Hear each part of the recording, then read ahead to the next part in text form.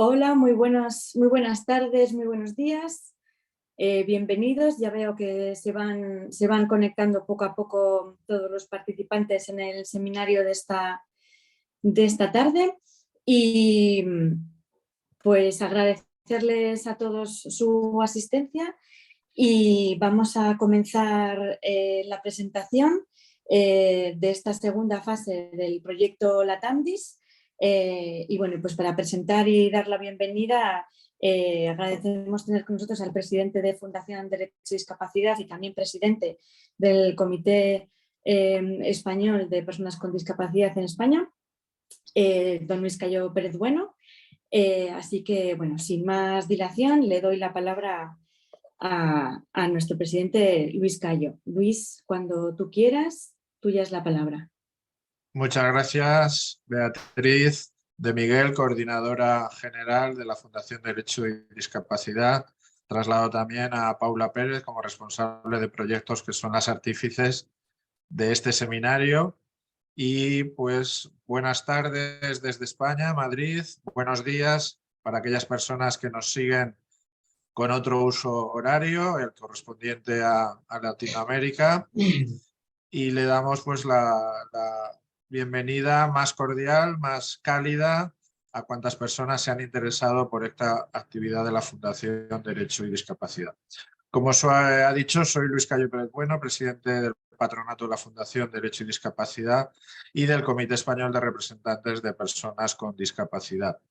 Y presentamos una actividad cercana al 3 de mayo, que fue el día en que en todo el mundo, en todos los países, parte de ese Tratado Internacional de Derechos de las Personas con Discapacidad, como es la Convención de Naciones de 2006, presentamos pues, una continuación de un proyecto, Latandis, con las personas más talentosas, con personas que han hecho de la investigación acerca del efectivo cumplimiento, del alcance, de la justificación de los derechos de las personas con discapacidad, pues una de las tareas más en las que más se han empeñado en su carrera académica, investigadora, de activista o de persona que trata de influir en su comunidad para mejorarla desde la perspectiva del respeto a todas las diversidades humanas y a todas las diferencias. La Fundación Derecho y Discapacidad tiene arraigo español, es la agregación de muchas personas notables en sus ámbitos de actividad, públicos, académicos, investigadores, del activismo, de la administración, políticos, que tienen una preocupación y una ocupación por los derechos humanos de las personas con discapacidad y que hace ya más de una década se reunieron para crear esta entidad no lucrativo, esta entidad de iniciativa social que, si hubiera que resumir, que compendiar, su objeto social es estar al servicio de los derechos humanos de las personas con discapacidad en España y en el mundo, con una especial vocación latinoamericana. Y para ello generamos conocimiento social valioso que se ponga en conexión con esa efectividad de los derechos humanos de las personas con discapacidad. Promovemos debates, congresos, publicaciones, seminarios. Tratamos de acompañar al activismo social de la discapacidad en España y en Latinoamérica, aportando, proporcionando soportes académicos, técnicos, para cambios de calado normativo o de política pública, de toma de conciencia. Y en esa actividad amplia, a pesar de la humildad de nuestros recursos y medios, pero sí desde luego hay una vocación, un interés indesmayable, pues hemos puesto ya el año pasado, con la inestimable ayuda del Ministerio de Asuntos Exteriores, Unión Europea y Cooperación del Reino de España, un proyecto llamado Latandis, Latinoamérica Discapacidad, en el que tratamos de proporcionar una herramienta, un instrumento válido, que sea usable, que sea utilizable por cualquier persona o grupo de interés que tenga una conexión con los derechos humanos de las personas con discapacidad, que se llama pues este medidor en línea del grado de cumplimiento de la Convención Internacional sobre los Derechos de las Personas con Discapacidad. Es verdad que en nuestras comunidades políticas, española, latinoamericana, donde lo latino tiene una importancia crucial, pues quizá tengamos algunos defectos, no sé si idiosincrásicos, de aprobar o de promover muchas normas que después tienen una difícil o muy menguada aplicación o efectividad en la realidad, que se declaran a veces de un modo pues retórico en los diarios oficiales, en los boletines, en los repositorios legales, pero que no se traducen en una práctica real que cambie y que ponga en situación de igualdad a las personas con discapacidad. Esto también es un déficit de las democracias, esto debilita la adhesión de las personas con discapacidad, de sus familias, de todo el entramado que tiene como horizonte el bienestar de las personas con discapacidad, y eso tratamos esa fractura de atenuarla y cuando sea posible pues de suprimirla, de eliminarla. Y por eso es necesario comprobar que aquello que se ha firmado, que se ha ratificado, que es derecho positivo en nuestros respectivos países, bien sea España o cualquier país de la comunidad latinoamericana, no es solo una declaración a veces irresponsable, sino que es una realidad. Y para ello necesitamos instrumentos como es la TANDIS, este medidor en línea del grado de cumplimiento. Para ello hemos acudido a donde hay talento, donde hay conocimiento, donde hay compromiso. Yo aquí quiero agradecer la labor de nuestra comisionada de estudios latinoamericanos, la doctora Agustina Palacios, con un primer trabajo que se desarrolló en la anualidad pasada, en 2022, donde se puso el foco en acaso los artículos de la Convención del Tratado Internacional al que vengo aludiendo, de mayor carga de profundidad, también de mayor dificultad de realización práctica, por eso ha llevado a muchos estados a que todavía no hayan hecho sus deberes de, valga la expresión, transponer los mandatos de la Convención a su derecho positivo, y se comenzó con 3 países referenciales en la comunidad latinoamericana: Argentina, Perú y Colombia. Pero entendíamos que este proyecto Latandis no se agotaba en un ejercicio, en una anualidad, que tenía vocación de continuidad, que tiene un recorrido y ampliación y extensión, y se han incorporado esta segunda fase, segunda edición corregida y aumentada, como se dice, de los libros, otros países, en este caso, tan relevantes, tan importantes, donde hay una actividad política, lo hemos visto estos últimos meses, como es la República de Chile, y que atraen la atención y la mirada de toda la comunidad latinoamericana. Para ello hemos contado en esta ampliación del trabajo, en esta edición extendida, con el doctor Álvaro Benavides, que nos hará la exposición amplia de lo que ha supuesto la TANDIS, incorporando, ampliado a la República de Chile, y sobre esos artículos que son absolutamente cruciales y basilares para que podamos decir que la Convención se está aplicando. Nada más por mi parte. Está agradecimiento, reiterarlo por su atención, por el seguimiento de este seminario, que es una expresión más, una manifestación más de esa actividad incesante dentro de nuestra humildad, de nuestra modestia, de la Fundación Derecho y Discapacidad, de ofrecer foros, de estimular, de espolear el debate, el mejor pensamiento, para que los derechos humanos de las personas con discapacidad en cualquier parte del mundo, en especial en aquella que tenemos una proximidad lingüística y cultural como es la latinoamericana, podamos decir que no son una realidad negada, escamoteada, atenuada, sino que son cada vez más un proyecto sugestivo de vida en común y de vida en comunidad mejorada desde y por las personas con discapacidad. Muchas gracias. Muchísimas gracias, Luis, por la presentación y la introducción a lo que va a ser ahora la presentación de los resultados de esta segunda fase del proyecto LATAMDIS. Tenemos la suerte de haber podido contar para esta segunda fase con Álvaro Benavides López, Él es abogado, es máster y doctor en Derechos Humanos por la Universidad Carlos III de Madrid, en España. Es profesor de Derecho Constitucional, Humanos y Fundamentales de la Universidad Católica Silva Enríquez y de la Universidad Academia de Humanismo Cristiano de Santiago. Además es abogado de la Subsecretaría de Derechos Humanos del Ministerio de Justicia y Derechos Humanos allá en Chile, y pues me alegra mucho darle la palabra a Álvaro esta tarde, así que cuando tú quieras, pues tuya es la palabra. Álvaro, muchas gracias. Bueno, primero que todo, buenos días a todos y a todas. Agradecer primero que todo la presentación y también las palabras de Luis, quien de alguna manera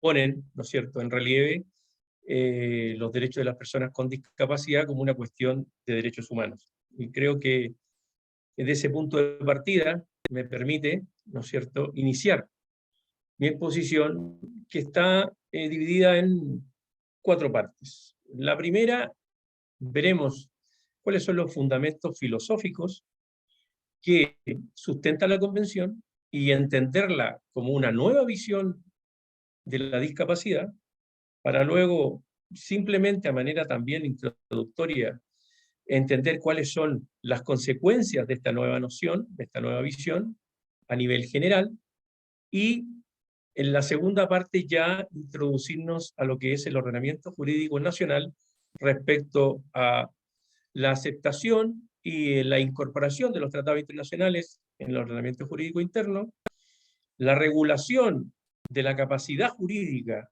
en Chile, todo lo que está relacionado con la accesibilidad a la justicia, y para luego terminar con algunos avances en materia legislativa que sí nos podrían dar algún tipo de esperanza a que una futura legislación de reconocimiento de la capacidad jurídica fuera la que pusiera de alguna manera la guinda de la torta y pudieran las personas con discapacidad tomar decisiones por sí mismas.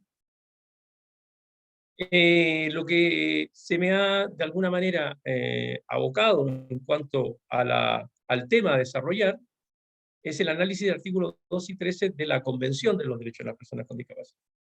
Ese es el punto neurálgico. Repito, la primera parte va a ser muy introductoria, simplemente para saber cuestiones netamente de fundamentaciones. En adelante le vamos a denominar, ¿no es cierto?, CDPD, a la Convención Internacional sobre los Derechos de las Personas con Discapacidad, por si hay algún tipo de duda respecto a esas siglas. ¿Cuáles son los fundamentos filosóficos que acompañan y que sustentan la Convención? Lo primero, entender que la discapacidad es una cuestión de derechos humanos. Ya no va a ser la discapacidad un estudio u objeto de beneficencia, ¿no es cierto?, entendiendo que no son parte del discurso de los derechos humanos. Beneficencia, asistencialismo y todo lo que tiene que ver, ¿no es cierto?, con no un reconocimiento como sujeto de derecho, sino como objeto de aquellos conceptos. Por lo tanto, todos los conceptos que van relacionados, vinculados con ese asistencialismo o con esa beneficencia, como tiene, por ejemplo, la minusvalía, la incapacidad, todo lo que tiene que ver con denotar, ¿no es cierto?, y de manera disminuir la dignidad de la persona con discapacidad, tiene que ir quedando de lado, para obviamente reconocer nuevos conceptos. Y por esa razón, este reconocimiento o incluir dentro del discurso de los derechos humanos la discapacidad trae consigo también otro mecanismo, otro ejercicio, que es vincularlo a la capacidad jurídica. ¿Pero cuál capacidad jurídica? Capacidad jurídica entendida a nivel universal. O sea, una capacidad jurídica establecida bajo condiciones de derechos humanos. ¿Cuáles son estos principios que sujetan o sustentan esta universalidad en relación a la capacidad jurídica? Son la igualdad y la no discriminación. Entonces, como ya lo dijo anteriormente y lo ha dicho Agustina Palacio, Francisco Barifi, la capacidad jurídica la vamos a entender o la vamos a comprender como la puerta de acceso al ejercicio de los derechos. O sea, ya no la vamos a ubicar en un ámbito solamente de la seguridad jurídica o de la certeza jurídica, entendiendo que las personas con discapacidad pueden tomar decisiones por sí mismas y pueden ser, obviamente, agentes morales, ¿no? Y pueden ser autónomos.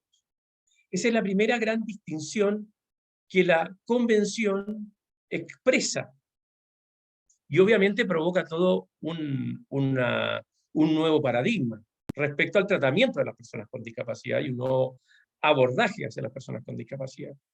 Y el otro gran tema a desarrollar también, y que lo hace transversalmente la Convención, es el modelo social de discapacidad que sustenta y atraviesa toda la Convención, que entiende que la discapacidad ya no va a estar en la persona, en el individuo, sino que esta se va a provocar, ¿no es cierto?, por barreras que impiden, obstáculos o barreras que impiden el ejercicio en igualdad de condiciones de las personas con discapacidad, al igual que el resto de la sociedad.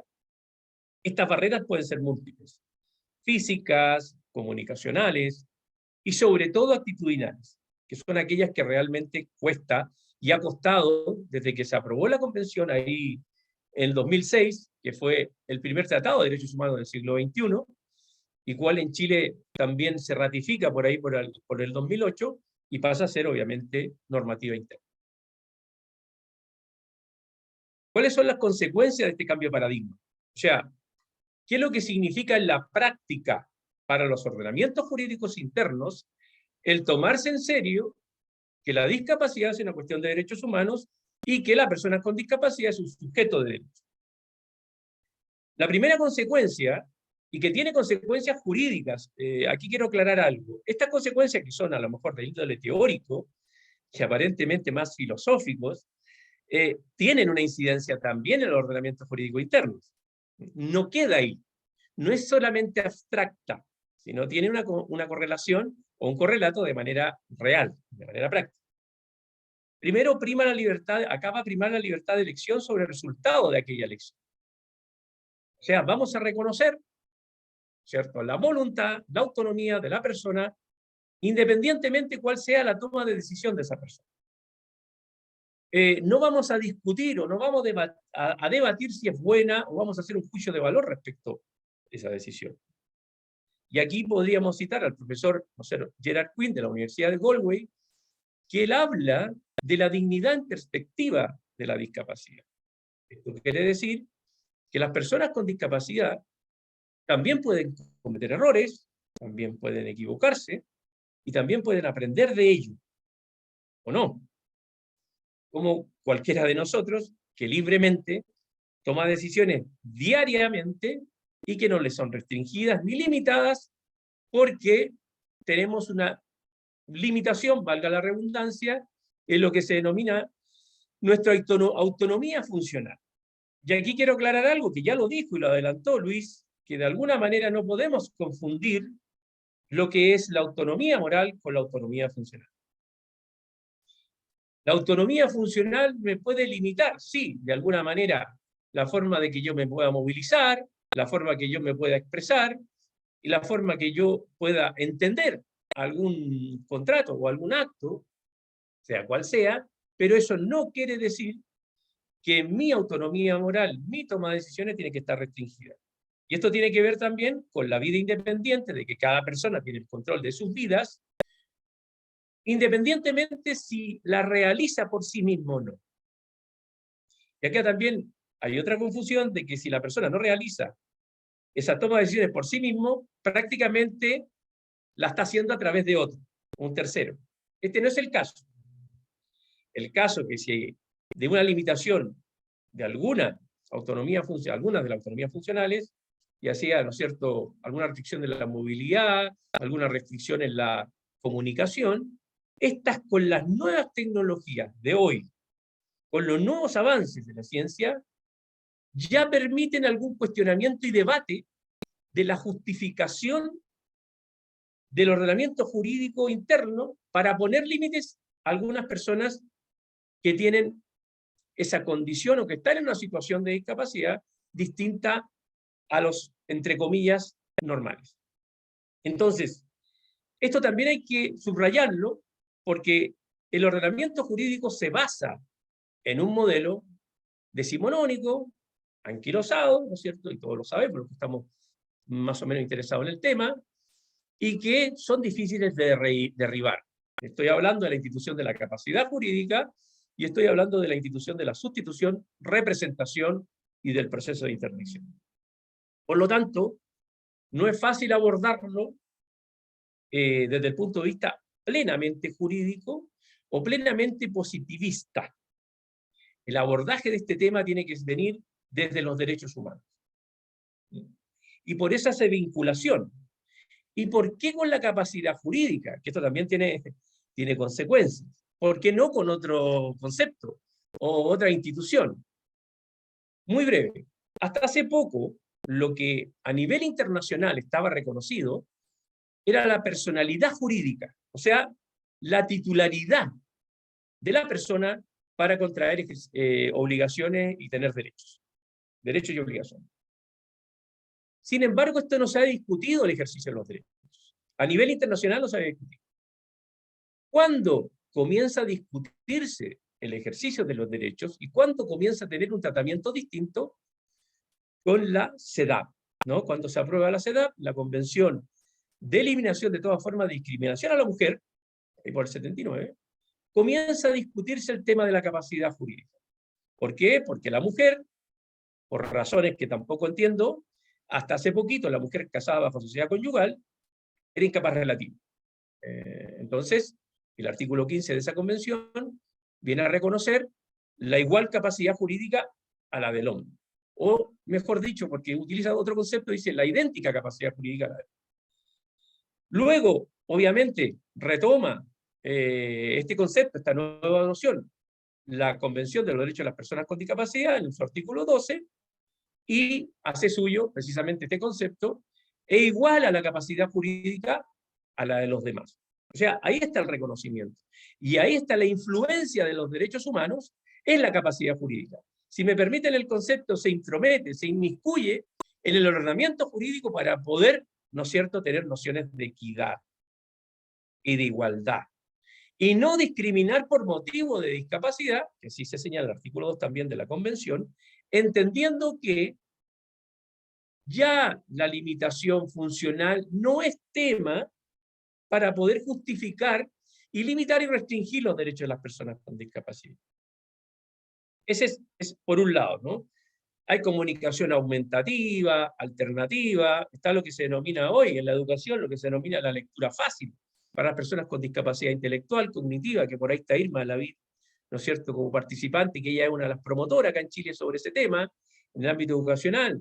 Están también todo lo que son ya lo que es la movilidad reducida, que prácticamente hoy también tiene un acceso universal mucho más práctico, mucho más eficiente. Hoy día hablamos, por ejemplo, de neuroderecho, intervención, ¿no es cierto?, a través de ciertas operaciones con un chip a las neuronas, etcétera, para poder controlar incluso enfermedades como el Parkinson.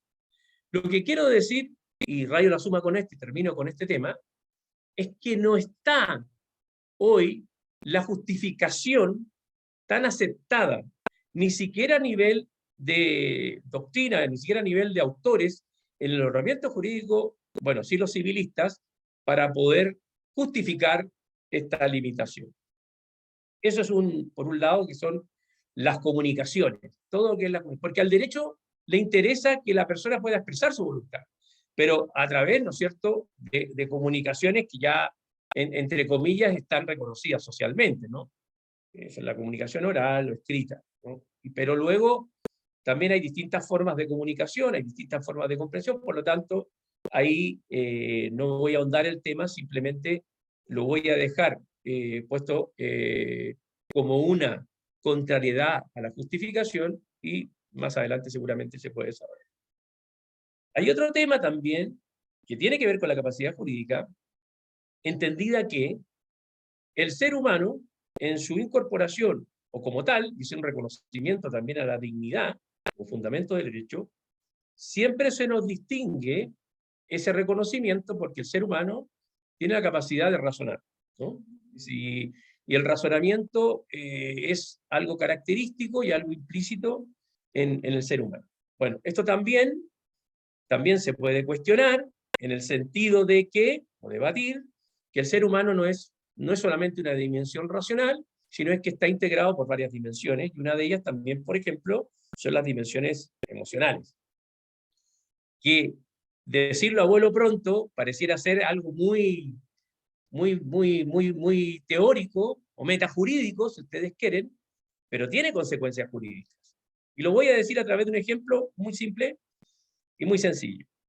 El contrato de matrimonio, por ejemplo, es un contrato personalísimo y que está reconocido en el ordenamiento jurídico y en el Código Civil y que tiene consecuencias legales, ¿no? Familiares, herencia, etcétera, etcétera. Pero yo les pregunto a los que están presentes, y ojalá alguno, bueno, si no me contesta, voy a tener que inferir de lo que se piensa. Cuando uno firma un contrato de matrimonio, porque es un contrato, ¿no?, en virtud del cual se unen, bueno, están los dos, dicen que sí, firman. Si uno se pregunta, cuando firma o cuando acuerda este contrato, en su voluntad, porque es manifestación de la voluntad, ¿cuál de las dimensiones del ser humano va dirigida a esa firma o a ese acuerdo? ¿Y por qué lo digo? Porque tiene que ver con seguridad jurídica.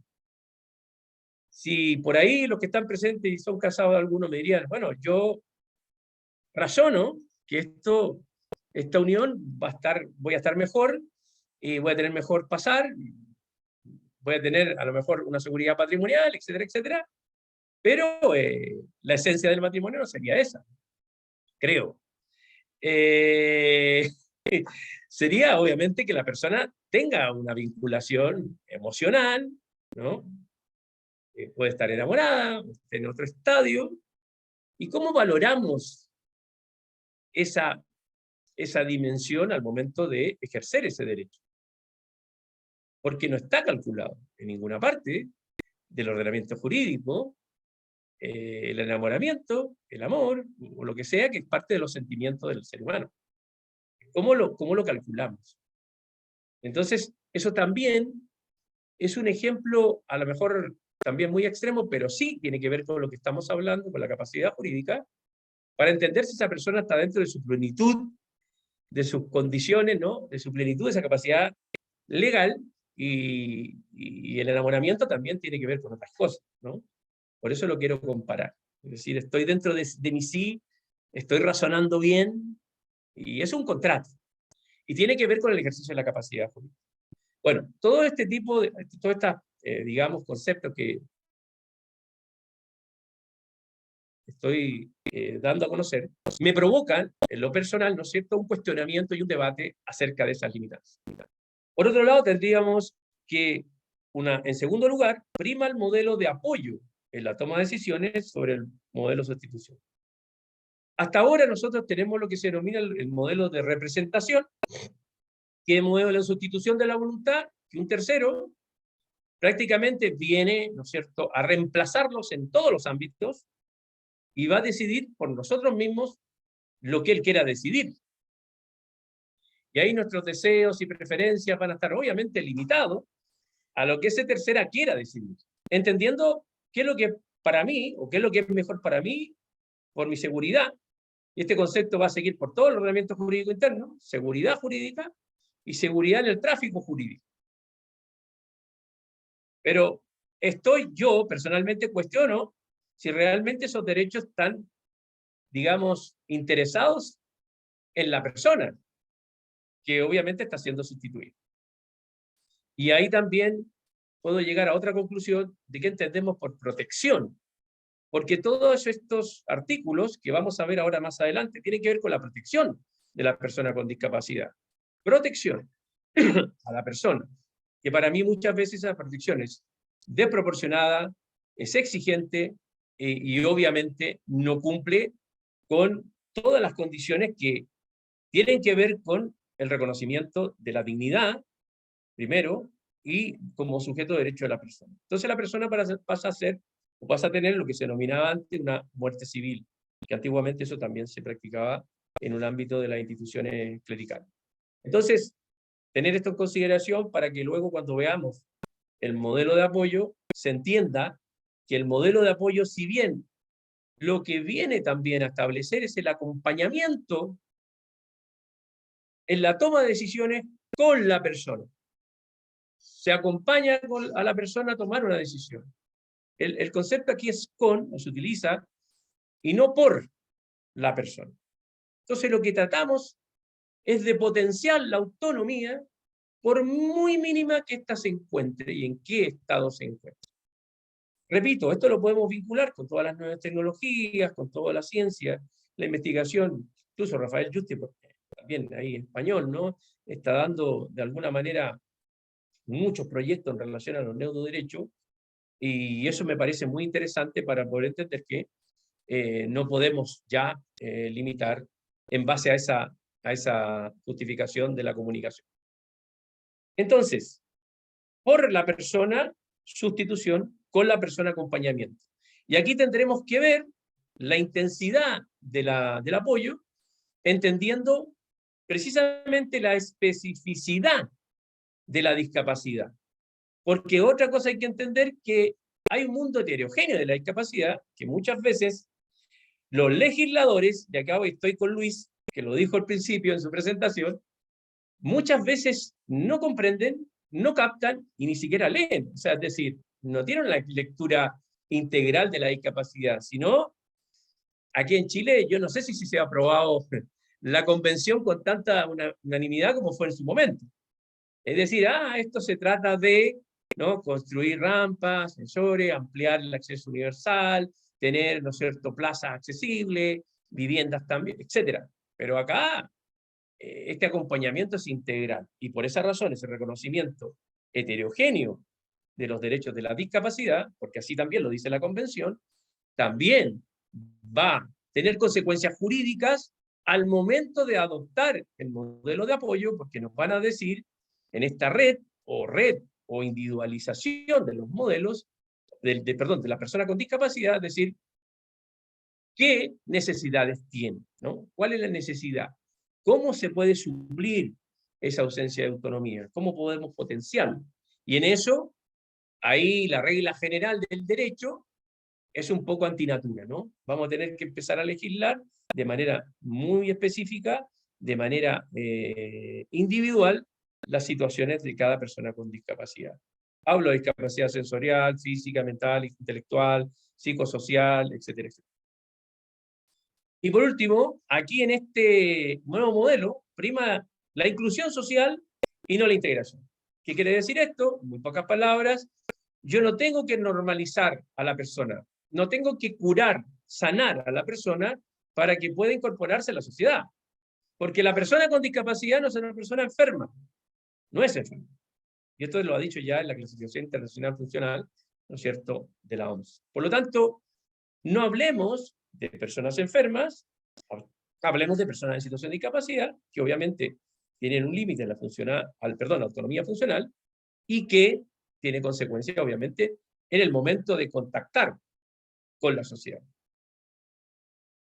Y la inclusión es, obviamente, modificar nuestro entorno, todo nuestro entorno comunicacional, físico, actitudinal, para un tratamiento acorde, ¿no es cierto?, con lo que dice la Convención Internacional. O sea, ser fieles reproductores, de alguna manera, de lo que la Convención establece. No solamente tener una lectura literal, una interpretación literal de los artículos, que eso está bien, para empezar, pero luego el fondo, o sea, cuál es el espíritu de la Convención.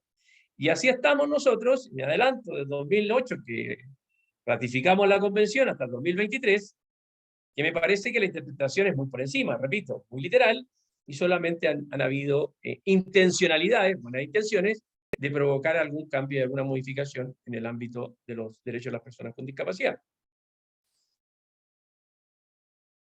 Bueno, terminé con la primera parte, espero que me haya dado a entender respecto a al fundamento filosófico de la Convención. Sujeto de derecho, ya no objeto. Modelo social, ya no modelo biomédico. Persona en situación de discapacidad, ya no minusválido, ya no incapaz. Y consecuencias de aquello que prima, obviamente, la toma de decisiones por sobre la seguridad jurídica. Consecuencia de ello, bueno, empecemos a derogar de partida, ¿no?, lo que es la interdicción, el proceso de sustitución de la voluntad de la persona. Cerramos con el concepto, creo que más involucra, que más coincide con todo lo que hemos dicho, que es la inclusión de las personas con discapacidad en la sociedad. Bien. El segundo apartado tiene, si me permiten, porque si bien no estaba dentro de los presupuestos, Luis, me voy a dar un permitido, ¿no? ¿Cómo se incorporan los tratados internacionales de derechos humanos en Chile? ¿Por qué es importante? Porque la Convención es un tratado internacional de derechos humanos. Y a lo mejor en España, en Colombia, en Argentina y en Perú, este ejercicio lo hacen de manera distinta. Se incorpora a través del artículo 5 de la Constitución nuestra, del 80, 54.1. ¿Qué dice? Y lo resumo muy brevemente. Dice que los derechos esenciales de la naturaleza humana son un límite a la soberanía nacional. Esto, si uno lo interpreta literal, bueno, dice mucho porque tiene un connotado, elementos que refuerzan primeramente el reconocimiento de los tratados internacionales, porque habla de los derechos esenciales, no habla de los tratados internacionales. Habla de un reconocimiento de los sustantivos, de los derechos, independientemente que entren nuevos derechos o se incorporen nuevos tratados, y jurisprudencia y doctrina distinta, pero hace el hincapié en los derechos. Entonces, en Chile no está regulado, no sale en ninguna parte de la Constitución qué jerarquía constitucional tienen los derechos humanos. Perdón, los tratados internacionales de derechos humanos. Pero a raíz de esta interpretación del artículo 5, 1 y 2, al menos, ¿no?, primeramente por las Cortes de Apelación y Corte Suprema le daban rango supralegal, pero ahora el TCE, el Tribunal Constitucional, que tiene obviamente un control único concentrado, tenemos en Chile un Tribunal Constitucional, como en España, ¿no? Argentina me parece que tiene un control difuso, y que controla la constitucionalidad de la ley. Entonces, al interpretar, obviamente, requerimientos que conoce, están al menos en rango constitucional. Y el 54.1 trata del procedimiento.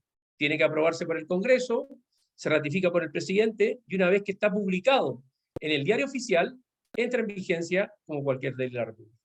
Se publica el tratado completo, para que todos tengamos conocimiento de lo que se ratificó.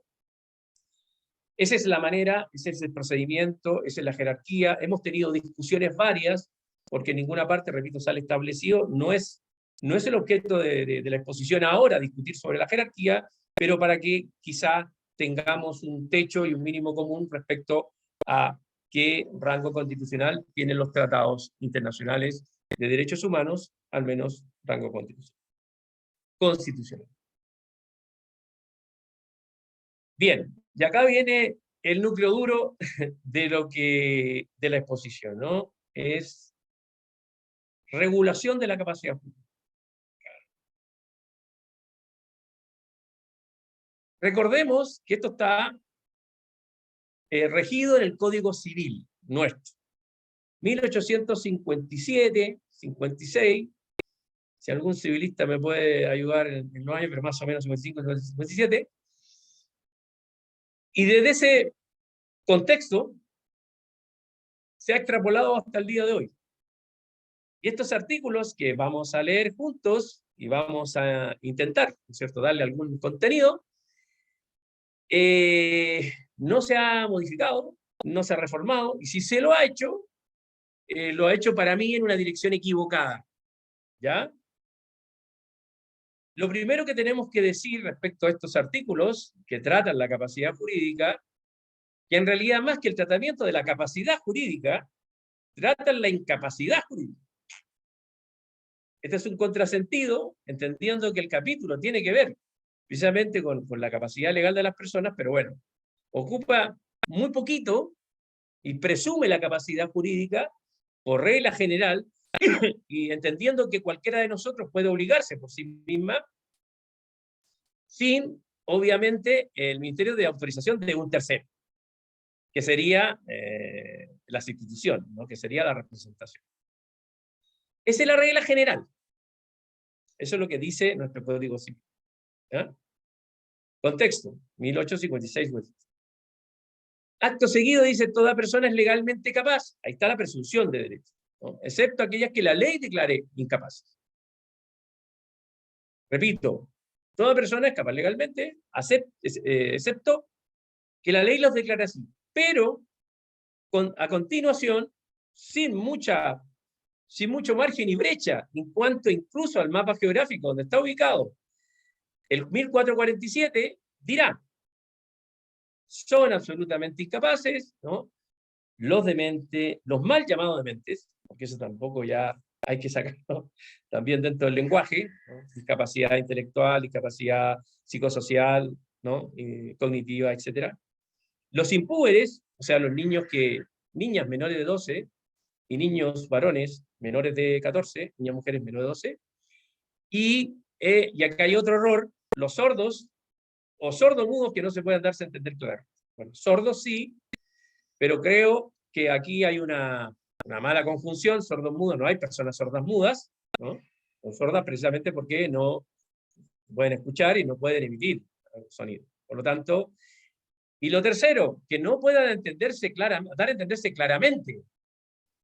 Aquí hay otro error, pero ya es una cuestión más de lingüística o de comunicación, ¿no? Es decir, responsabilizamos a aquel que tiene obviamente más desafíos a la hora de comunicarse con otro, y lo responsabilizamos a él cuando quien debe hacerse responsable precisamente de la comunicación es a quien emite precisamente la explicación o el ejercicio de algún tipo de transmisión de comunicación. Entonces ahí también creo que hay equívocos notorios y se pone en evidencia de que por donde lo miremos está mal construido, y esta fue la única modificación que se hizo, por ahí no me recuerdo bien, 2017, 16-17, respecto que antes las personas sordas, sordomudas, no se daban a entender por escrito, ¿no? Era el lenguaje convencional que se acepta en el ordenamiento jurídico interno, ya no, ya hay otros lenguajes, porque la ley 20.584, que tiene que ver con la ley del paciente, derechos y deberes del paciente, ha modificado para bien esta única manera de comunicación convencional, aceptando otras formas de comunicación no convencional, como es, por ejemplo, la lengua de señas. Y eso también hay que reconocerlo, que en cualquier intervención, ¿no es cierto?, y que tenga que ver con alguna intromisión a mi integridad física y psíquica, ¿no? Debo conocerla y debo saber lo que está sucediendo en ese momento y cuáles son las consecuencias, ¿no? de esa intervención quirúrgica. Después, la ley 18.600, que tiene que ver con las normas sobre deficiencias mentales, deficientes. Otro concepto que tiene que derogarse y desaparecer del ordenamiento jurídico, obviamente, pero que todavía está regulado, es la que regula, norma, el procedimiento de interdicción para personas con discapacidad intelectual y psicosocial. Y también está regulada en el Código Civil, artículo 456 y siguientes. O sea, está regulado en dos textos distintos. ¿Qué sucede acá? Aquí se modificó por la 19.700 esta ley, que vino, si me permiten ustedes, a acelerar, a hacer una especie de interdicción más express. Ahora lo voy a explicar. Y que tiene carácter no contencioso. O sea que no hay bilateralidad en la audiencia, sino que en la presenta sigue, ¿no es cierto?, el inicio de la declaración de interdicción hasta que la persona sea declarada interdicta. ¿Cómo se realiza este procedimiento? Lo primero que hay que hacer es inscribir a la persona lo que se denomina el Registro Nacional de Discapacidad. ¿Esto dónde se hace? En el COMPIN, ¿no?, que es el que certifica esta situación de discapacidad, que es la Comisión Médica en Chile Preventiva. En Chile se llama comisión médica preventiva para darle un grado de invalidez a la persona y reciba obviamente algún tipo de resarcimiento producto de esta invalidez, producto de esta, lamentablemente, de no poder, ¿no es cierto?, ser contratado y ejercer una vida, de alguna manera, con una vida digna, una vida humana digna, en el sentido que por él mismo pueda trabajar, pueda desarrollarse y pueda estudiar, etcétera, etcétera. ¿Mm? Entonces ahí un aspecto patrimonial se cubre, ¿no? Se viene a saldar esa situación de falencias en la autonomía funcional. Y el 456, que ya no se utiliza, o sea, se utiliza, está ahí, pero que eso está más abocado, ¿no es cierto?, a una interdicción mucho más contenciosa, que hay bilateral de audiencia, etc. Decir, para terminar la parte de la primera, perdón, me faltó una etapa. Una vez que está inscrito en el Registro Nacional de Discapacidad, se comunica también, ¿no es cierto?, al tribunal, y la persona ya puede iniciar los trámites de interdicción porque ya tiene esa certificación, hay un peritaje detrás que le permite, ¿no es cierto?, al juez declarar interdicto, hay una audiencia donde la persona es escuchada, bueno, entre comillas, es escuchada, porque previamente tiene ya la certificación que acredita que esa persona, obviamente, repito, tiene esa discapacidad, y por lo tanto, luego viene la sentencia de la declaración, que es una sentencia judicial, declaración de interdicción, que le impide absolutamente a esta persona el reconocimiento, primero, de los derechos, segundo, del ejercicio de los derechos, y que no pueda, lamentablemente, ejercer los derechos por sí mismo. Y esto tiene que ver con todos los derechos, ¿eh? Tiene que ver con los derechos personalísimos, el poder casarse, con la libertad sexual, la libertad reproductiva, derechos de familia, derechos de herencia, ser testigo, poder viajar solo, no sé, todo lo que tiene que ver en el ámbito con sus relaciones sociales. Con esta interdicción, lamentablemente, queda limitado. Y eso, obviamente, provoca lo que se denomina una anulación de la voluntad de la persona con discapacidad. Estamos hablando del todo o nada, del negro o blanco. ¿Tengo capacidad o no la tengo? ¿No? Hay unas incapacidades relativas que tienen que ver con el disipador, esta persona que no es cierto, ludópata, pero que tampoco es tan absoluta como lo es esta incapacidad, repito, en todo tipo de órdenes de la vida de la persona, tanto derechos personalísimos como patrimoniales. Entonces, la duda es, y volvemos a la lámina anterior, ¿cuál es la razón, los fundamentos para no reconocer este ejercicio de los derechos de las personas? Incluso más, no solamente estar donde declarada interdicto, sino hay discriminaciones de hecho, y eso es lo que más pasa en nuestro país. Por los rasgos de identidad de la persona, no te permite entrar a un casino, a ciertos restaurantes, a ejercer tu derecho a voto, por ejemplo. Y eso lo vamos a ver. Hay una modificación en la ley electoral que te permite, ¿no es cierto?, a las personas con discapacidad, el artículo 61, si más recuerdo, que puedes ejercer tu derecho a sufragar por ti mismo.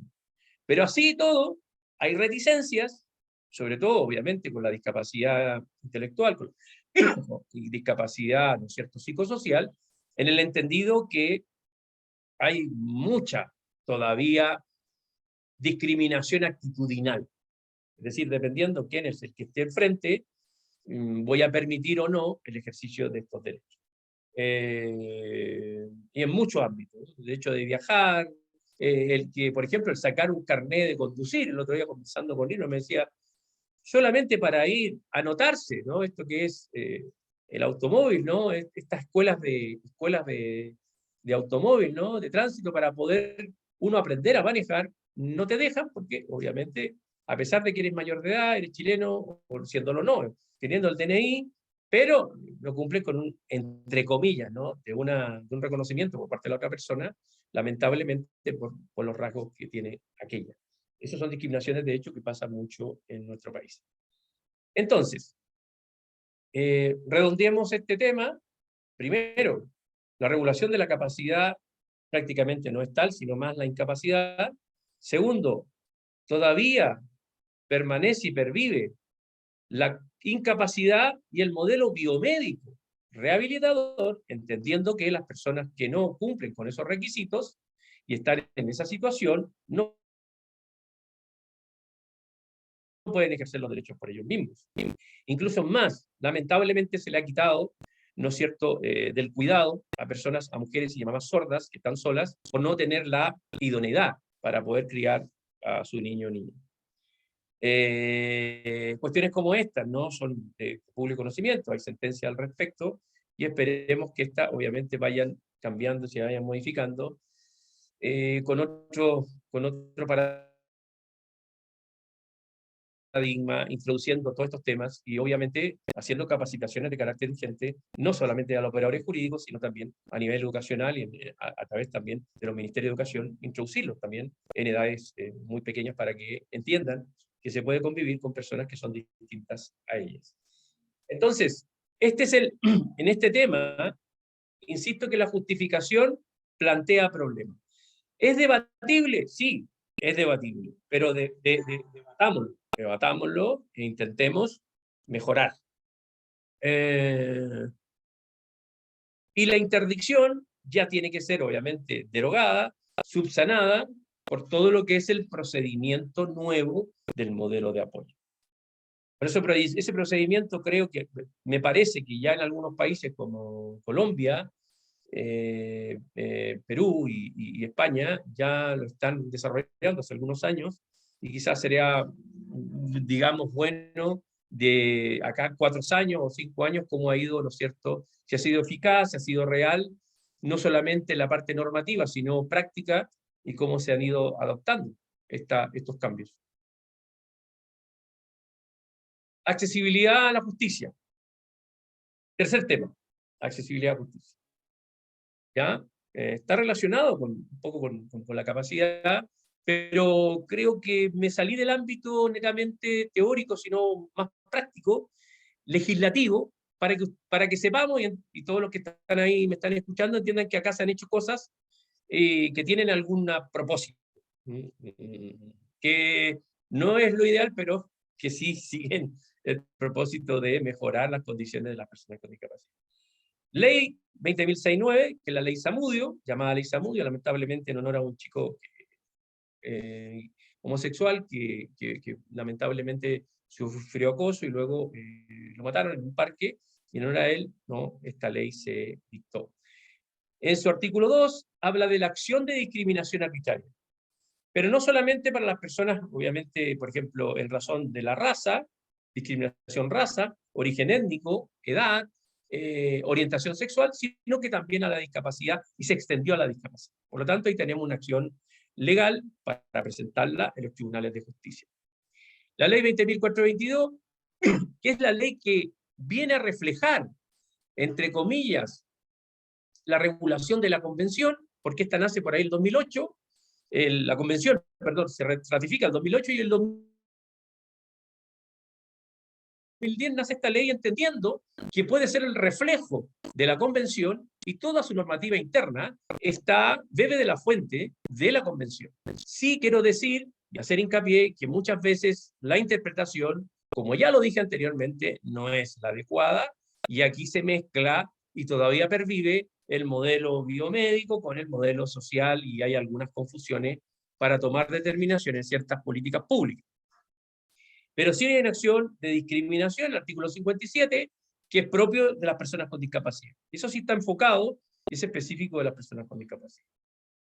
Capacitar a los operadores jurídicos. Hay cursos de perfeccionamiento en la Academia Judicial, el cual quien les habla ha participado en 2 años consecutivos, entendiendo que esta convención era prácticamente, y esto lo tengo que decir, desconocida, incluso para los operadores jurídicos, si bien la habían escuchado, pero en el fondo quizás no conocían de qué se trataba, y esto es bueno porque obviamente son los que tienen que dirimir en caso de, y cuando participe o esté en una de las partes una persona con discapacidad.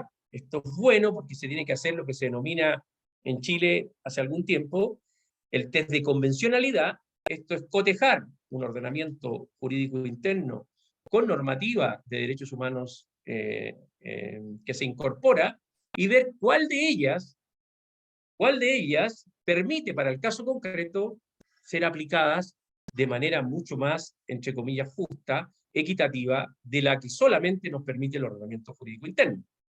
Eso se hizo a través de un dictamen de la Corte Interamericana, el 2015, en el caso Almonacid Arellano, que tiene que ver con un caso de lesa humanidad, y que Chile no investigó y dejó impune, lamentablemente, a aquellas personas que habían asesinado al señor Almonacid Arellano. Entonces, de ahí se hace lo que se denomina el test de convencionalidad, que es obligatorio para todos los órganos del Estado, no solamente para el Poder Judicial, sino para todos los órganos del Estado. Otra ley que también se incorpora, se modifica el artículo 256 del Código Orgánico de Tribunales, que permite que las personas con discapacidad, personas ciegas y personas sordas, puedan postularse, ¿no es cierto?, y hacer jueces y notarios, o notarios. Bueno, esto fue el 2016, como ustedes pueden ver, esto sí queda restringido a las personas con discapacidad intelectual, mental, psicosocial, solamente a la discapacidad, ¿no es cierto?, que estamos ahí designando. Esto es discutible, y esto lo podemos entrar a discutir, que si se puede, no se puede, hay excepciones, eso ya después lo dejo también a los presentes para que se pueda realizar algún tipo de, quizá, conversación respecto al tema. Sí o no se pueden incluir el resto, ¿no es cierto?, de la discapacidad. Convenio marco de cooperación institucional con la asociación ASOCH, y ahí me hago cargo y mía de que no puse completo por razones de economía procesal, es Asociación Chilena, ¿no es cierto?, Asociación Sordas de Chile. Ahí, ese es el abreviado, ¿ya? Asociación de Sordos de Chile. Se hizo un convenio marco con la Corte Suprema para que, ¿no es cierto?, tuviera y pudiera servirse de intérprete de lengua de señas en los tribunales y en las Cortes, tanto Suprema de Apelación. Esto desconozco, he ido, pero no se ha, yo creo que todavía no se ha realizado, ya que hay un debe y hay un pendiente, si uno de los que está por ahí escuchando, parte del Poder Judicial, hay un pendiente, me parece que no se ha cumplido con este convenio marco que fue establecido en 2015. Porque ahí también nace, bueno, después lo vamos a conversar, lo que es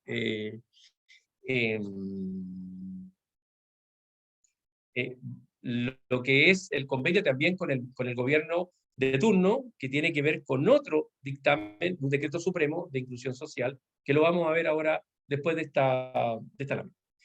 Sentencia de la Corte Suprema, artículo 14. Bueno, esto es bueno, que ya las Cortes empiecen a asimilar y empiecen a tener contacto con lo que es la Convención. En este caso, accesibilidad a la justicia, porque este caso lo puse en esta lámina, el artículo 14 habla de libertad personal y la seguridad individual.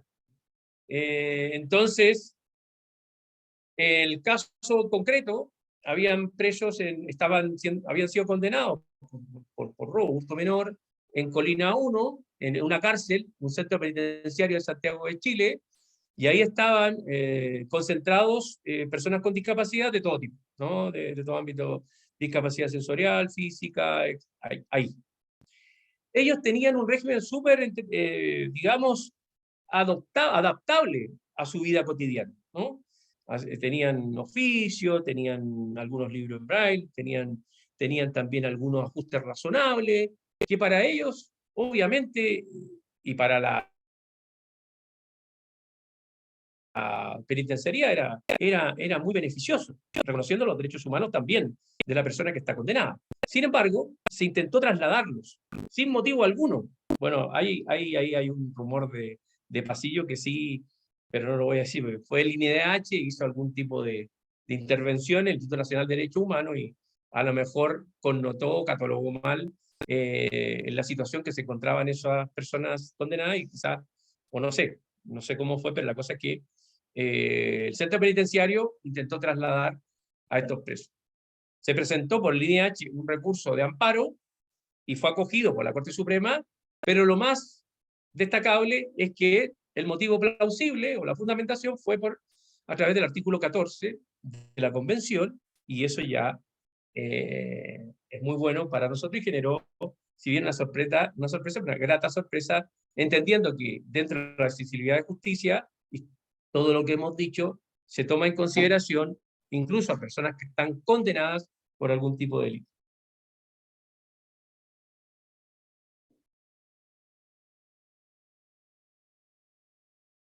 Avances normativos. Bueno, ámbito internacional, los voy a dividir. Avances normativos, ratificó el Tratado de Marrakech, 2016. Esto tiene que ver con los textos, ¿no es cierto?, y la bibliografía, venga en braille, y así las personas con discapacidad visual, personas ciegas, puedan tener acceso a la cultura, ¿no? Y que eso obviamente es evidente, el desarrollo de la personalidad, de carácter equitativo, y por lo tanto es muy beneficioso para el colectivo y en general para las personas con discapacidad. En el ámbito constitucional, derechos políticos. La Ley Orgánica 20.183 del 2007 modifica la Ley 18.700, el artículo 61, para que todas las personas con discapacidad tengan derecho a voto. Este voto se llama el voto asistido, ¿no? Voto asistido. O sea que todos los centros electorales, todas las mesas electorales tienen que tener, de alguna manera, los elementos y las herramientas necesarias para suplir la necesidad de la persona que va a votar. Hablamos de personas sordas, discapacidad física, de movilidad reducida, hablamos de personas con discapacidad intelectual, etc. Aquí también se han provocado y producido, por ahí está Irma también, a ver si después le damos la palabra, discriminaciones de hecho, porque personas con discapacidad intelectual, lamentablemente, el vocal o el presidente de mesa puede, por esa situación, quizá tener una animadversión a que esa persona no cumpla con su deber constitucional. Entonces, también bueno, esta es una cuestión también educacional, ¿eh? También aquí hay que hacer un trabajo, digamos, de capacitación, en los medios de comunicación, en los organismos, tanto públicos, privados, etcétera, porque hay que entender que ya se aprobó esta ley y por lo tanto no tiene por qué ser restrictiva. Contradicciones a esta ley está el artículo 16.1 de la Constitución Política de la República. ¿Qué nos dice? Que se suspende el sufragio, o sea, te limita el derecho a votar, cuando una persona está declarada interdicta por demencia. O sea, permites por un lado el reconocimiento del derecho a voto a todos, sin restricción, a este mundo heterogéneo de la discapacidad, pero sin embargo, la Constitución no modifica y no deroga un artículo que es incompatible, obviamente, con el ejercicio de los derechos de aquel que va a votar. Entonces, que está en la mesa o que recibe precisamente esos papeles va a preguntar, lo más probable, si esta persona está declarada interdicta. Y si no está declarada interdicta, de igual manera le va a entrar la duda a la persona que recibe, ¿no? Precisamente el ejercicio de esos derechos, porque va a decir, bueno, ¿cómo lo puedo hacer? Si en la práctica, en la Constitución me dice que no puede votar, y por otro lado, ¿no?, está la legislación, que es posterior a la Constitución del 80, posterior, ¿no?, 2007, que sí me da el reconocimiento a ese derecho. Bueno, son incompatibilidades, son contradicciones, incongruencias que sí hay que reconocer, tenemos en el ordenamiento jurídico con derechos personalísimos, como es el derecho político, es el derecho a sufragar. Ámbito legal, voy a ir un poco más rápido acá porque son legislaciones que han ayudado a la inclusión, han entendido que de alguna manera la orientación es esa, pero que en la realidad también tienen o tenemos, mejor dicho, sus dudas en su aplicación. 20.422, igualdad de oportunidad e inclusión social de las personas con discapacidad. Esta ley, repito, lo dije anteriormente, es el reflejo de la Convención de los Derechos de las Personas con Discapacidad, aprobada en 2008, a través del decreto 201, y que intenta, ¿no?, estar en sintonía con lo Convención obviamente establece en todos sus ámbitos, ámbito, digamos, laboral, político, legal, deportivo, sexual, etcétera, etcétera, etcétera. Sin embargo, en lo personal, creo, hasta que no se haya o haya una modificación del artículo pivot de la Convención, como es el artículo 12, que habla de la igual capacidad jurídica, el resto o los demás va a ser sencillamente, si me permiten, un acompañamiento poco útil y de poco desarrollo. Porque siempre, independientemente de la intencionalidad, que puede ser buena, obviamente, nadie la cuestiona, siempre va a estar en tela de juicio el ejercicio de los derechos de la persona, siempre. Entonces ahí vamos a tener que ir de nuevamente a buscar a alguien para que entienda que cuando uno va al notario a hacer un contrato con una persona ciega, con discapacidad visual, dice, bueno, pero esta persona que traiga un representante. O que venga la otra persona a sustituirla porque ella no puede realizar un contrato de compraventa, un contrato de donación, lo que sea. Entonces, claro, ahí nos encontramos con esas barreras actitudinales que están fuera del ámbito legislativo y que obviamente es la vida cotidiana de la persona con discapacidad y que lamentablemente contra eso poco se puede hacer si no hay la cultura ya inmersa, ¿no es cierto?, en nuestro día a día que diga que esto no es tema y que hay una diferencia entre los seres humanos y que esta es una de las diferencias más del ser humano. Entendamos la discapacidad como una diferencia más del ser humano, como es la raza, como es el origen étnico, como es el sexo, como es la edad, como es la nacionalidad, etcétera, etcétera, etcétera. No lo veamos, ¿no? Un asunto menos valorado, independientemente cuál sea la... Bien. El 2021, la ley 20.031 reconoce y protege los derechos de las personas en atención de salud. Dice, esto también es contradictorio, solo procederá cuando, ¿no es cierto?, no sea posible un tratamiento ambulatorio para la atención, ¿no es cierto?, de la salud mental y existe una situación real de riesgo, cierto e inminente para la vida e integridad de la persona o tercero. Claro, esto es tender a la, entre comillas, desinstitucionalización de la persona con discapacidad mental o psicosocial. Sin embargo, lo que te está diciendo ahí es que, de alguna manera, sí, desinstitucionalizamos, pero cuando hay riesgo y cuando hay inminente peligro para la vida e integridad de un tercero, claro, ahí sí lo internamos forzosamente.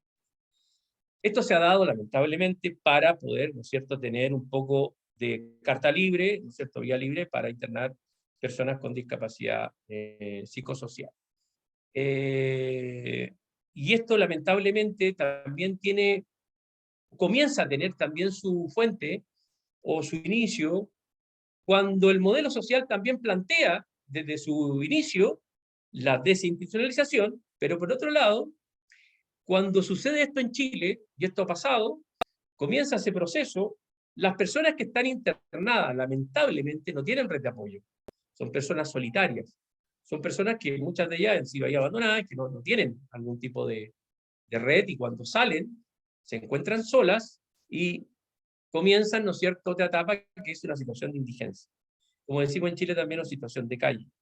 Y esto también altera un poco el propósito, no de la desinstitucionalización, o sea, de hogares, ¿no es cierto?, adaptados en comunidad para que las personas con discapacidad mental y psicosocial puedan desenvolverse en un ámbito normal de la vida cotidiana. Eso también hay que decirlo, hay todavía brechas.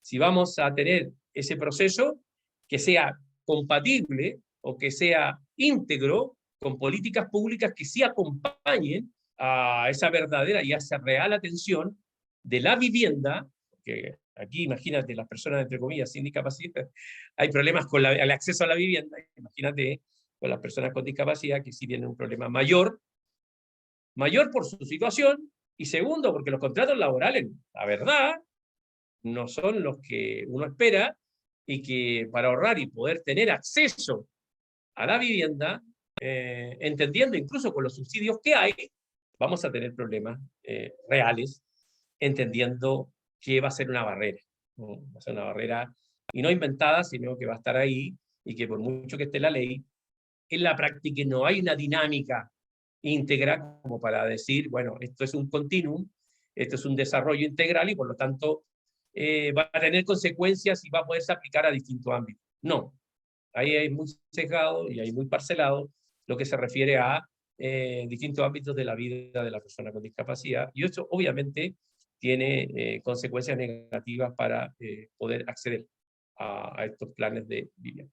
Bueno, y además que hay un estigma en la persona con discapacidad mental y psicosocial, que es una persona peligrosa, y eso no voy a redundar y profundizar en ello, porque seguramente en los países donde se está investigando precisamente esta capacidad jurídica, lo tienen.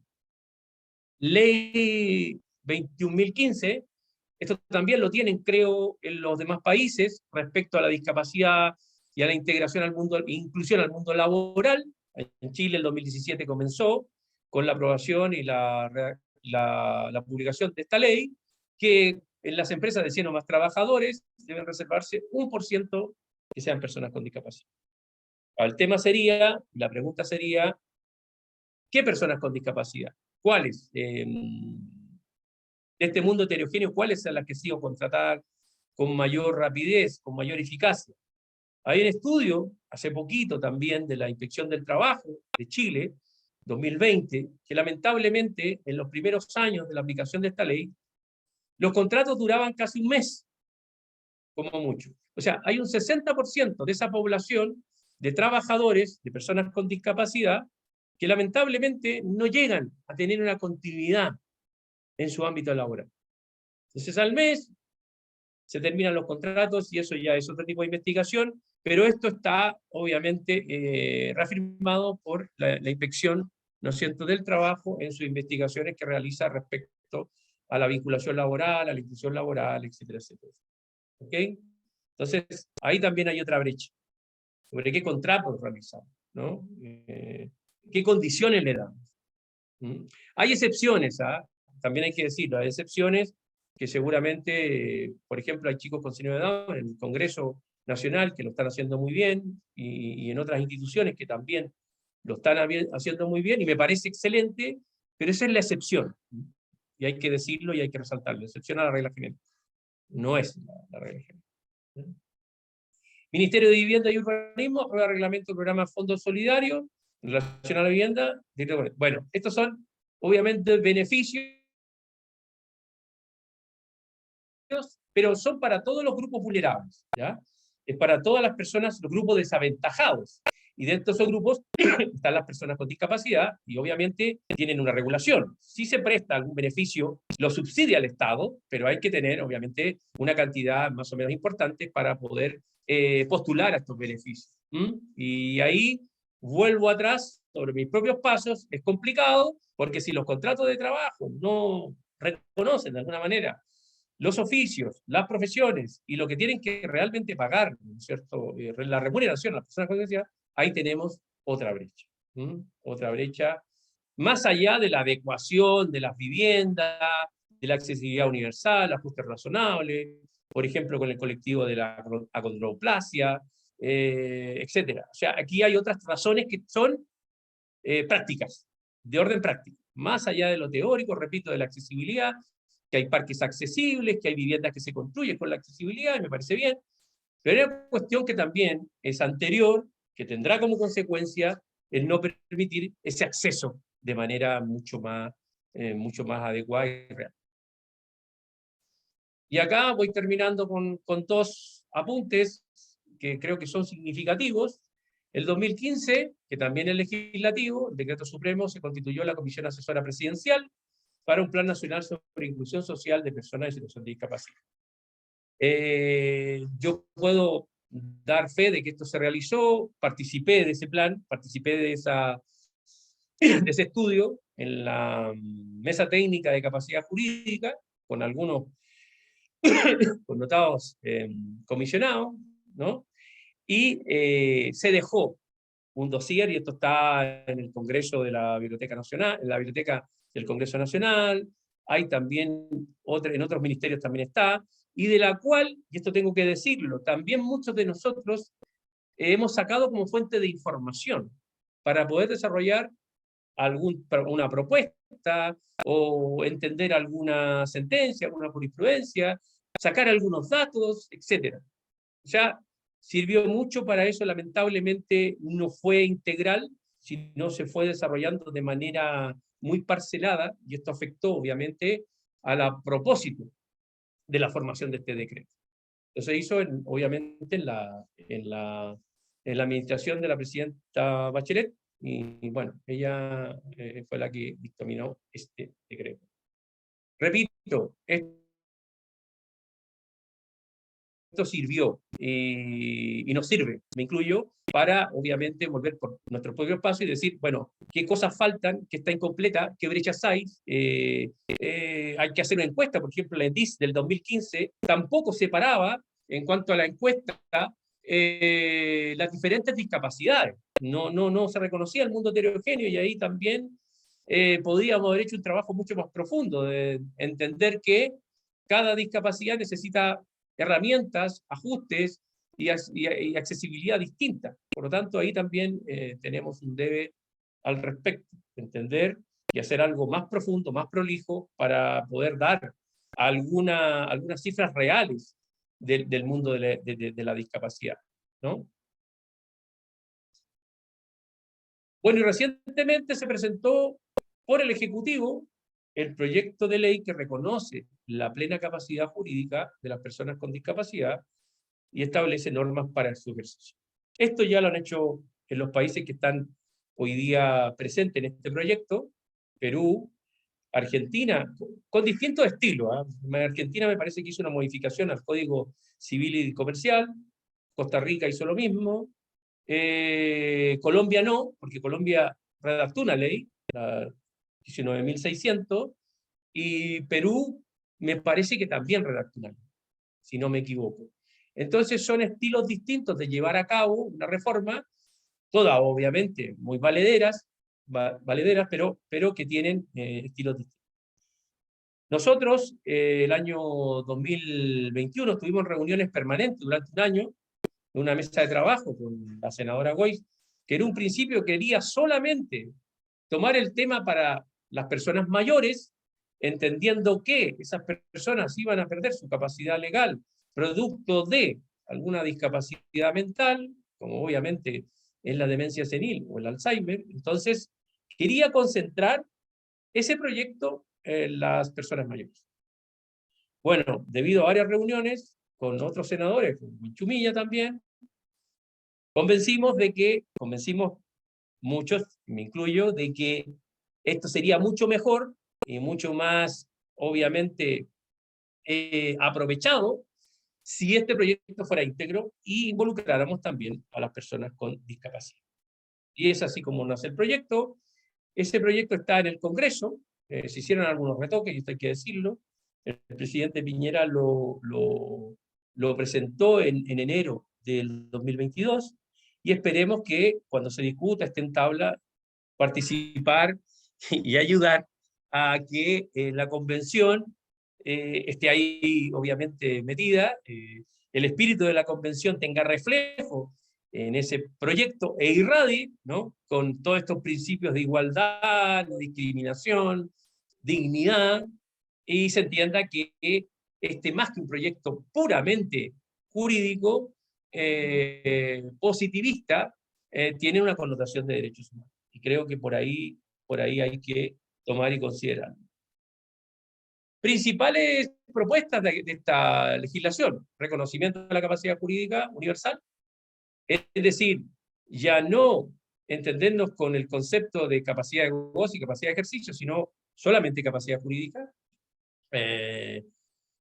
Como dice Francisco Barifi, como puerta de acceso al ejercicio de los derechos, y no como un límite, entendiendo en la situación que se encuentra o, si me permiten, por seguridad jurídica, el modelo de apoyo, institucionalizarlo, crear instituciones de modelos de apoyo, crear instituciones de apoyo, redes de apoyo, que sean especialistas dedicados precisamente a esa necesidad que requiere la persona específicamente para poder potenciar su autonomía. Esa es la labor principal, ¿no? Capacitar a todos los que están interviniendo en esta, obviamente en esta labor, derogar el juicio de interdicción, reemplazarlo por el modelo de apoyo, derogar las curadurías, las tutorías, derogar también todo lo que son las prohibiciones, ¿no? Y las limitaciones a ese ejercicio, y obviamente implementar, acompañando a ello, los ajustes y los mecanismos, perdón, que me permitan adecuarlo a esa toma de decisión. Es un trabajo muy largo, es un trabajo profundo, que a lo mejor requiere de un revulsivo al interior del ordenamiento jurídico, porque no solamente el ámbito jurídico, y acá quiero ser, en mi opinión, muy claro, respecto que para mí la educación tiene mucho que ver en este complemento, muchísimo que ver. O sea, lo primero, ¿no es cierto?, que en el currículum tengan derechos humanos los chicos ya de kinder o primero básico en adelante.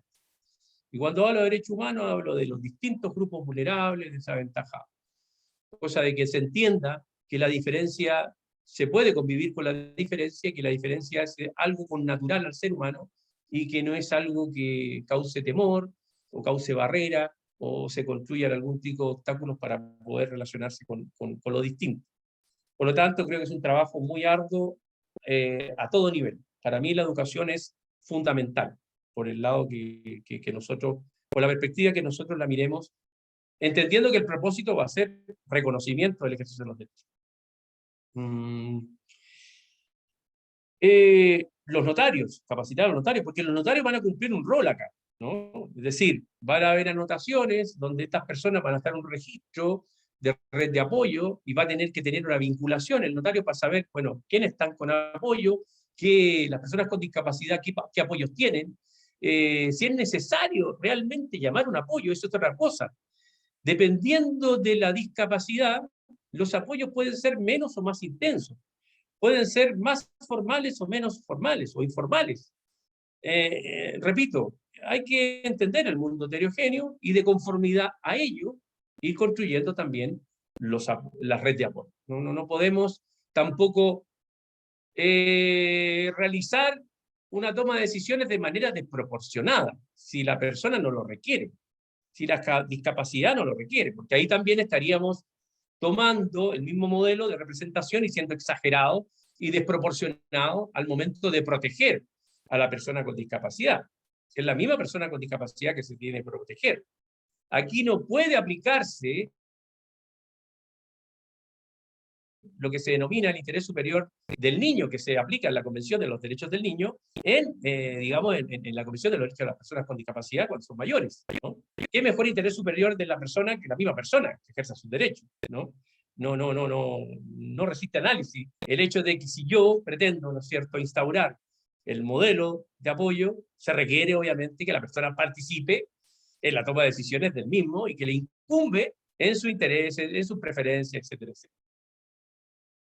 Ahora, y eso es una opinión personal respecto a las excepciones a la regla. Todo lo que estamos hablando respecto al modelo de apoyo a las personas con discapacidad, para mí, tiene que haber una excepción, porque quizá una excepción, ojo, quizá no entendida como reemplazo o sustitución a la persona con discapacidad, sino que se entienda la historia de vida de aquella persona cuando esta persona ya lamentablemente no puede manifestar su voluntad mediante ninguna forma de comunicación, ningún medio de comunicación. Ejemplo, Alzheimer. Ejemplo, demencia senil. Claro, ahí estamos en una posición, digo, lamentable, donde por muy intensos que sean los mecanismos de apoyo, no vamos a poder saber cuáles son los gustos y preferencias de estas personas. Y vamos a tener que construir su historia de vida para, de alguna manera, ¿no es cierto?, reflejar qué es lo que hubiese querido esa persona en su futuro o en la situación en que se encuentra. Aquí en Chile no están todavía legislados lo que se denominan los poderes preventivos, o voluntades anticipadas, donde uno en estas enfermedades degenerativas va, o discapacidades mentales, va del notario y escribe y dice qué es lo que quiere hacer una vez que él entre en esa situación, lamentablemente, y se la da a otra persona, y esa persona queda, obviamente, entre comillas, encabrada como el representante de aquella, pero con todo lo que significa eso, o sea, porque esa persona la conoce, sabe sus gustos, sus preferencias, qué no haría, qué haría, y todo tiene que ver con derechos de la persona, incluso el derecho, si me permiten, a morir, la eutanasia también, que está por medio, etc. Entonces, eso también tiene que estar, digamos, afirmado o reafirmado por una excepción a la regla general. ¿Por qué cuento esto? A propósito de esto, les cuento un caso de Alberto Vega, un actor, director y escritor, que lamentablemente sufrió un accidente en bicicleta, se golpeó en la cabeza y, bueno, tuvo todo, lamentablemente, un deterioro neuronal y él quedó postrado. Hace muchos años, no me recuerdo la cantidad, 20, y él murió hace pocos días, creo que fue el miércoles pasado, y él pudo vivir durante mucho tiempo en lo que se denomina el síndrome de enclaustramiento. Él no podía mover ningún músculo de su cuerpo, simplemente tenía el movimiento de los ojos y del iris. Y bueno, acá está la tecnología, ¿no? Y se contrató un sistema TOBI, que es un sistema de computación lectora que a él le leía, ¿no? Y le interpretaba a través de ese movimiento de ojos sus deseos y preferencias. Cuento corto, este tipo incluso escribió una obra, ¿no? Escribió algunos textos con esa limitación. ¿Por qué lo relaciono con esto de los apoyos más intensos? Claro, hoy día con la tecnología, las nuevas tecnologías, y dependiendo de cuál es la discapacidad, cuando una persona deja de ser persona, y entendemos que ya no bastan todos estos modelos de apoyo para poder construir o crear una historia lo más fidedignamente posible. Por eso, a mi parecer, quizás las excepciones tienen que estar reguladas en algún lugar y no aprovecharse, obviamente, eso sí que no aprovecharse de esa situación, de estos abusos que el artículo 12.3 también, ¿no es cierto?, ahí, y 12.4, perdón, de las intervenciones, ¿no es cierto?, que pueden ser aprovechadas por un tercero, que no sean, obviamente, de carácter arbitrario, sino siguiendo los gustos y preferencias de la persona que está en ese momento en una situación que, digamos, que no pueda expresar su voluntad. Entonces, creo que debe existir esa excepción. Otros autores me dirían que no. Bueno, ya Michael Bach ha bajado un poco el discurso, Gerald Quinn en un principio era más liberal. Bueno, y ustedes también, mucho que decir en relación a la experiencia ya de la adopción de esas legislaciones, a ver cómo ustedes lo han planteado. Solamente señalar y destacar que algo que impacta al ordenamiento jurídico y que tengo que decirlo, que lamentablemente es perjudicial para el reconocimiento de los derechos, sobre todo los derechos de las personas con discapacidad intelectual. En el ámbito sanitario hay una ley 20.584 que tiene que ver con los deberes y derechos del paciente. En el párrafo 8, imagínense el rótulo, dice derecho de las personas con discapacidad psíquica e intelectual. Derechos, o sea, así empieza el rótulo.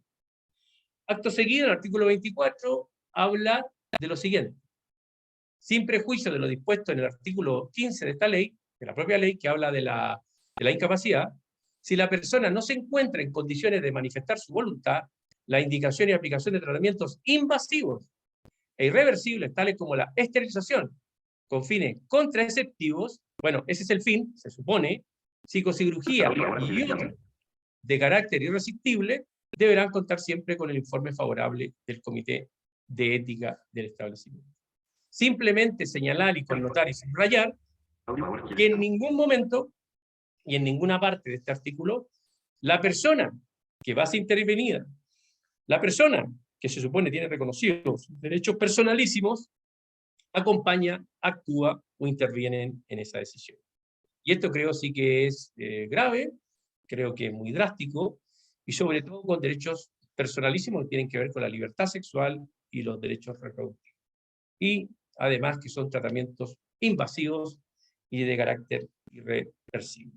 Por lo tanto, ahí tenemos que hacer respecto a este artículo y a esta perspectiva que todavía, a pesar, como dije en un principio, esta ley es muy abierta en cuanto a aceptar a los medios de comunicación en la voluntad, a qué comunicación voy a utilizar yo para el reconocimiento de mi voluntad, ¿no es cierto? Ya no es la comunicación oral solamente escrita, sino lengua de señas u otras, y en ese ámbito me parece un avance.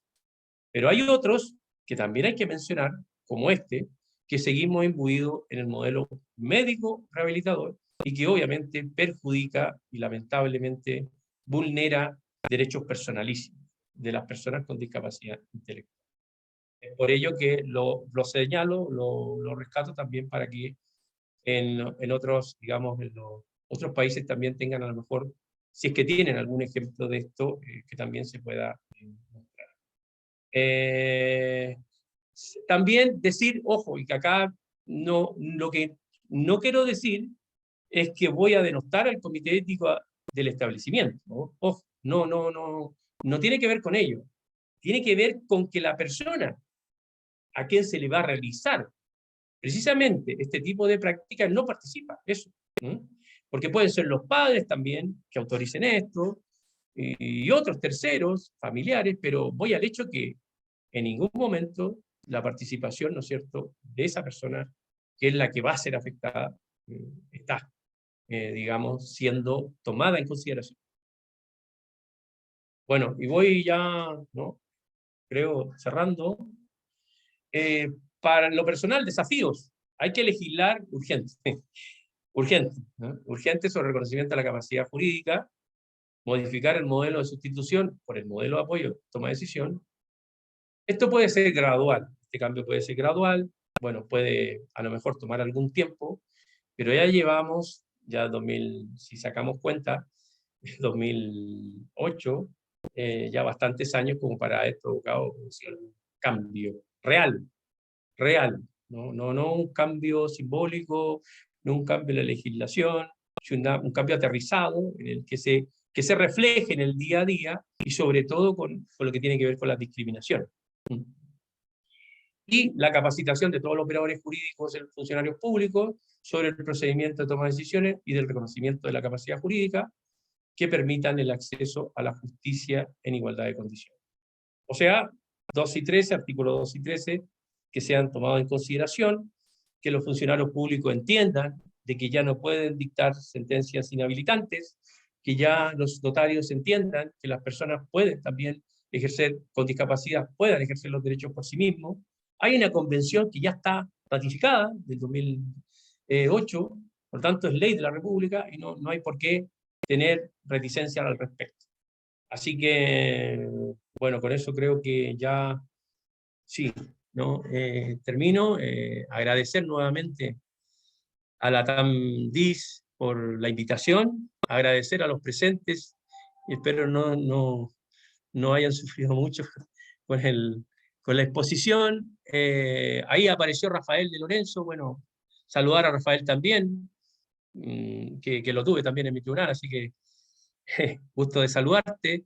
Y nada, la verdad que ha sido un grato, espero haber sido lo más expresivo posible en cuanto al énfasis de ciertos temas, y nada, estoy a disposición, gracias a Daniela, también a las chicas que hicieron posible esta comunicación, y nada, un abrazo grande para Madrid y para todos los que están presentes en distintos lugares, y que estoy abierto a las preguntas y a cualquier cosa que ustedes quieran comentar.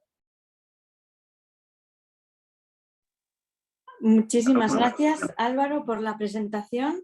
Te agradezco muchísimo también la colaboración en el proyecto, la TAMDIS, y efectivamente A continuación, pues para contestar algunas, bueno, para dar paso a las preguntas que hay en el foro y luego ya posteriormente cerrar el seminario de esta tarde, tenemos también aquí a Rafael de Lorenzo, que es secretario general de Fundación Derecho y Discapacidad.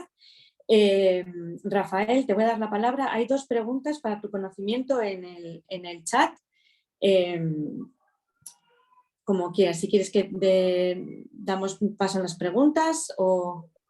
Bueno, buenas tardes. Gracias, querido Álvaro. Un abrazo, un saludo muy cordial a todos los amigos y amigas de América Latina y aquí de España. Yo creo que resuelve el tema de las preguntas. Yo luego dedico un minuto para despedir la actividad, ¿de acuerdo? Estupendo. Pues Álvaro, mira, hay 2 preguntitas en el foro que te voy a trasladar. Una de ellas hace referencia a ver si la ley 2115, creo que también incluye el sector público, si tiene que dar cuentas a la Inspección del Trabajo, que es, ha surgido al principio de tu intervención, y luego otra que hace referencia a la situación en Ecuador, en la que al parecer existe controversia con relación a si se debe priorizar la interdicción frente a los apoyos, ya que con la relación a los bienes que podrían ser de propiedad de la persona con discapacidad podrían ser disipados. No sé si quieres dar respuesta brevemente a estas 2 cuestiones. Sí, bueno, permíteme, gracias Beatriz, gracias por las preguntas, gracias a los que me preguntaron, Víctor, me acuerdo de la otra chica. En primer lugar, sí, cuando hablamos del sector de esta ley 2015, abarca tanto el sector privado como público. ¿Ya? Ese control es extensivo, no es parcial. Por lo tanto, también se puede hacer un seguimiento. Se supone que va dirigido, podríamos decir de manera mucho más intensa a las empresas privadas, porque ellos tienen, digamos, más trabajadores de 100 o más, pero también se hace un barrido al sector público y también incluso se arman códigos de ética, de inclusión. De hecho, en el ministerio donde estoy se ha realizado para poder incorporar a las personas con discapacidad en cierto tipo de trabajo. Pero va priorizado a las empresas del sector privado. Eso también hay que decir. Y ahí donde la Inspección del Trabajo tiene obviamente un tratamiento. ¿Por qué? Porque en principio ellas se vieron beneficiadas porque durante 2 años, que fue la Carta Blanca, de este proyecto, dijeron, bueno, si ustedes no van a contratar, pueden invertir y pueden destinar recursos a ONG, fundaciones de personas con discapacidad. Entonces, también fue de alguna manera un apoyo por parte del Estado al decir, bueno, tienen un impasse de espera, pero cuando ya comienza a entrar en vigencia, ustedes tienen que realizar esta obligación. Y después en Ecuador, si existe controversia en relación al empresario. A ver, claro, el problema, yo no sé si en Ecuador, creo que no todavía se ha legislado sobre los modelos de apoyo. Existe la intervención, la interdicción. Pasa lo siguiente, Víctor. Bueno, como pasa en todos lados, a nosotros nos preguntan, incluso familiares, oiga, ¿cómo se hace el procedimiento de interdicción? Porque es lo que yo quiero asegurar los bienes para que a mi hijo, a mi hija o a mi familiar no abusen de ese patrimonio o no lo malutilicen. Entonces ahí hay también una controversia no solamente a nivel legislativo, sino a nivel personal. Es decir, yo no estoy por la interdicción en lo personal, porque yo soy más convencionalista. Entonces diría, bueno, si la persona puede ejercer los derechos por sí mismo, puede administrar sus bienes por sí mismo. Y ahí hay otra, podríamos decir, otra desconfianza por parte de las personas de también cómo se ha criado y cómo se ha construido esta realidad dentro del hogar a esa persona con discapacidad. Pero hay personas con discapacidad que pueden manejar sus bienes como cualquier otra, y eso ahí ya son cuestiones, Víctor, personales. Y el apoyo, obviamente el apoyo tiene primero en la familia. La red de apoyo creo que en Ecuador todavía no se ha legislado, bueno, alguna vez llegaremos por ahí, no se ha legislado es porque tampoco está reconocido la capacidad jurídica. Entonces, primero reconocer la capacidad jurídica, luego derogar la interdicción, luego otra cosa es construir un modelo de apoyo sin dejar en vacío, porque si uno hace lo siguiente, legisla sobre la capacidad jurídica y no crea a la vez una red de apoyo, va a haber un vacío y obviamente va a ser perjudicial para la persona con discapacidad. Por eso tiene que ser un proyecto íntegro donde el modelo y el reconocimiento de la capacidad jurídica vayan en conjunto. Sí. Yo no priorizaría la interdicción, Víctor. Yo no, pero bueno. No la priorizaría. Sería a contrario senso. Yo permitiría que ejerciera su. Muchísimas gracias, Álvaro, por contestar a las preguntas que habían surgido. Si hubiese más preguntas, por supuesto, pues nos las podéis enviar por correo electrónico y ya intentaríamos resolverlas. Pues muchísimas gracias.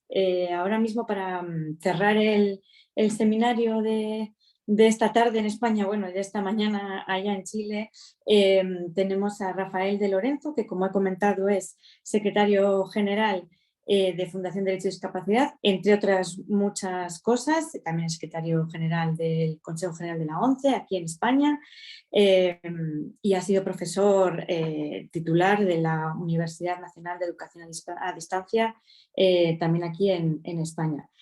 Rafael, cuando quieras, si quieres, tienes la palabra.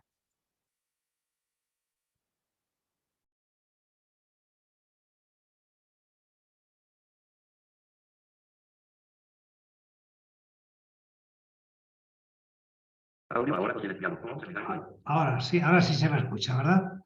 Efectivamente, sí. Sí, gracias. No me daba cuenta que estaba desconectado. No, decía que ya lleváis mucho tiempo en la sesión, no quiero yo prolongar más tiempo, un par de minutos, simplemente primero para agradeceros vuestra participación, a todas las personas asistentes, especialmente de América Latina. Agradecer a Álvaro Benavides el magnífico trabajo y la exposición que ha realizado. Enhorabuena, Álvaro. Creo que esto es una vitola de éxito para el resultado de este programa. Quiero agradecer el trabajo hecho en nuestra comisionada de Relaciones con América Latina y el Caribe, a la profesora Agustina Palacios, que es nuestro referente allá en América Latina, y por supuesto a nuestra coordinadora general, Beatriz de Miguel, y a la responsable de proyectos, a Paula Pérez, y a las personas que aquí y allí han hecho posible esta sesión. Bueno, deciros que estamos en un proyecto interesante. Siempre que se empiezan cosas cuesta ir centrando bien el foco, pero tenemos intención de proseguir avanzando en este estudio, y vamos a iniciar próximamente la tercera fase, donde ampliaremos geográficamente el ámbito del estudio, por tanto, fundamentalmente a Brasil, y también el ámbito de protección personal, puesto que lo extenderemos también a mujeres y niñas con discapacidad. Así que seguiremos en contacto, seguiremos con nuestros seminarios de duración corta y muy especializada para no abusar de su tiempo y de su paciencia. Y, en fin, reiterar el agradecimiento a los que han trabajado en este asunto, felicitar al ponente y a todas las personas que trabajan en el estudio, y agradecerles a todos ustedes, a todas vosotras y vosotros, por la asistencia, y porque vayamos consiguiendo colaborar cada vez más las distintas personas y expertos y redes, instituciones, en pro de este objetivo común, que es la plena aplicación de la Convención de manera real y efectiva, para que los derechos que se reconocen en la misma no sean meras declaraciones de intenciones, sino que se traduzcan en verdaderos derechos aplicables, exigibles. Así que muchas gracias, buenas tardes desde acá, buenos días allá a todos y a todas y hasta pronto. Seguiremos en contacto. Muchas gracias.